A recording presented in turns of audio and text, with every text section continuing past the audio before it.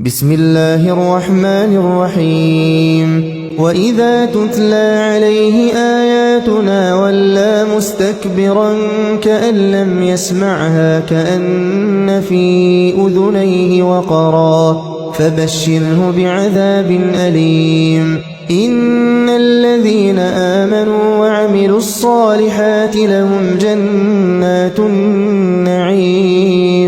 خالدين فيها وعد الله حقا وهو العزيز الحكيم خلق السماوات بغير عمد ترونها وألقى في الأرض رواسي أن تميد بكم وبث فيها من كل دابة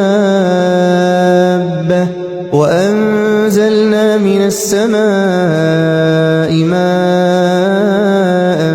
فأنبتنا فيها من كل زوج كريم